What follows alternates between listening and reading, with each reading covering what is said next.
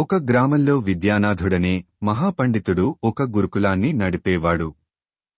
దాని ఖ్యాతి విని ఎంతో దూర ప్రాంతాల నుంచి కూడా విద్యార్థులు అక్కడికి వస్తుండేవారు. విద్యానాథుడి కొడుకు బృహస్పతి తండ్రికి ఏమాత్రమూ తీసిపోని పండితుడుగా తయారయ్యాడు. త్వరలో తన స్థానం తన కొడుక్కు ఇయ్యాలని నిశ్చయించి విద్యానాథుడు, నాయనా, నీకు విద్య పూర్తిగా అబ్బింది. ఇక లోకజ్ఞానం కావాలి. లోకం పోకడా మనుష్యులు జీవించే పద్ధతి తెలుసుకుంటేగాని నీ జ్ఞానాన్ని విద్యార్థులకు ఉపయోగపడేలా చెయ్యలేవు. అందుచేత కొంతకాలం దేశాటన చేసి అవసరం అయిన లౌకిక జ్ఞానం సంపాదించి తిరిగిరా అన్నాడు.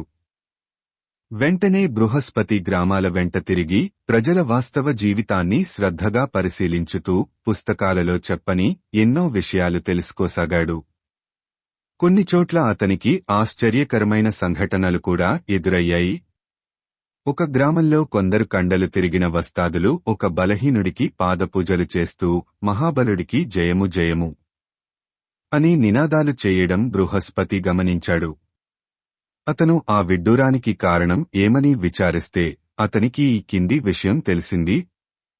ఒకప్పుడా గ్రామంలో మహాబలుడనే వాడు ఉండి ఆ గ్రామాన్ని అనేకసార్లు విపత్తుల నుండి కాపాడాడు. చుట్టుపక్కల నుంచి క్రూరమృగాలు వచ్చి గ్రామం మీద పడితే వాటిని ఒంటరిగా ఎదిరించి చంపాడు.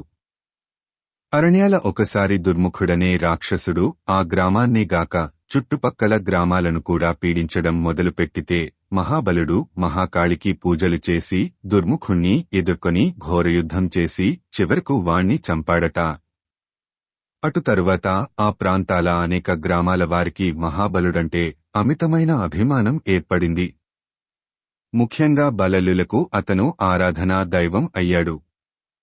వాళ్లు దుర్ముఖుడు మరణించిన రోజు వర్వదినంగా భావించి ఆ రోజు మహాబలుడికి పాదపూజ చేస్తూ వచ్చారు. మహాభటుడు పోయాడు. కొన్ని వందల సంవత్సరాలు గడిచాయి. అయినా ఆ పర్వదినం రోజు మహాబలుడి సంతతివాడికి పాదపూజ జరుగుతూనే ఉన్నది. పూర్వీకుల గొప్పతనాన్ని బట్టి మనుమలను ఆరాధించటం బృహస్పతి ఇంకా అనేక సందర్భాలలో చూడటం జరిగింది. అయితే అందుకు విరుద్ధమైన సంఘటన కూడా అతనికి మరో గ్రామంలో ఎదురయింది. అతను ఆ ఊరి పెద్ద వితందుడి ఇంట్లో బస చేశాడు. విద్యానాథుడి కీర్తి దేశమంతటా వ్యాపించి ఉండటం చేత ఆయన కొడుకైన బృహస్పతికి వెళ్లిన చోటల్లా గౌరవం దక్కింది. అలాగే వితండుడు బృహస్పతితో, మహాశయ, ఈరోజు మా గ్రామానికి ఆస్థానకవిని ఎన్నుకుంటున్నాం. తమవంటి పండితుల సమక్షంలో ఆ ఎన్నిక జరిగిందంటే మా గ్రామస్థులందరికీ ఎంతో తృప్తి, తమరు కూడా అక్కడికి రావాలి అంటూ ఆహ్వానించాడు. బృహస్పతి అందుకు సరేనని ఆయనతో బయలుదేరి వెళ్లాడు. ఆస్థానకవి పదవి కోసం 6 వచ్చారు. అందులో ఇద్దరు ఆసువుగా కవిత్వం చెప్పగలవాళ్లు. అందులో ఒకడు తాను రచించిన 3 కావ్యాలను వెంట తెచ్చాడు. ఆ కవిని చూసి వితండుడు అకస్మాత్తుగా, నువ్వు అంబరుడివి కాదు అన్నాడు. అతను అవునని తల ఆడించాడు. అంబరుడైతే ఆస్థానకవి పదవికి కనీసం 5 కావ్యాలైనా రాసి ఉండాలి అని వితండుడు రెండో ఆసుకవిని ఆస్థానకవిగా నిర్ణయించాడు. బృహస్పతి ఈ వింత ఎన్నికకు ఆశ్చర్యపడి, అయ్యా, అంబరుడు అతని పేరా? అతను చేసిన తప్పు ఏమిటి అని వితందుణ్ణి అడిగాడు. అతను తెలుసుకున్నది ఇది: అంబరుడు అన్నది మనిషి పేరు కాదు, జాతి పేరు. తాము ఆకాశం నుంచి ఊడిపడ్డామని ఈ జాతివాళ్లు ఒకప్పుడు ఆ పేరు పెట్టుకున్నారు. చదువుకునే అర్హత తమకే ఉన్నదని మిగిలిన వారంతా కాయకష్టం చేసి బతకాలని వాళ్లు అన్నారు. వాళ్లు రాజుల ప్రాపకం సంపాదించి తమ జాతిని మిగిలిన జాతులన్నీ పూజించా అన్నారు. కొన్ని జాతులను అస్పృశ్యులుగా ప్రకటించారు. ప్రజలను నానా హింసలు పెట్టారు. కొంతకాలానికి రాజ్యంలో చాలా మార్పులు ఏర్పడ్డాయి. ప్రజలే ఏలికలయ్యారు. అప్పటినుంచి అంబరుల మీద అనేక ఆంక్షలు విధించబడ్డాయి. ఇప్పటి అంబరులలో తాము అధికులమన్న అహంకారం ఏమీ లేదు.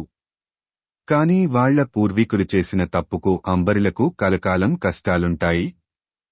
బృహస్పతి ఒక సంవత్సరం పాటు దేశాటన చేసి లోకజ్ఞానం సంపాదించి ఇంటికి తిరిగి వెళ్లి తన తండ్రి నడిపే గురుకులానికి తానే అధిపతి అయ్యాడు. ఒకనాడు అతను శిష్యులకు ఉడత భక్తి గురించి చెబుతూ రాముడు వారధి కట్టేటప్పుడు ఉడత చేయాలనుకున్న సహాయానికి మెచ్చుకుని ఆయన దాన్ని వేళ్లతో రాచాడు. ఆ చారలు ఇప్పటికీ ఉడతజాతికి ఉన్నాయని అన్నాడు. ఇందుకు ఒక శిష్యుడు అభ్యంతరం చెబుతూ సహజ లక్షణాలు జాతికి సంక్రమిస్తాయి గాని కృత్రిమంగా ఏర్పడిన లక్షణాలు ఎలా సంక్రమిస్తాయి గురువుగారు?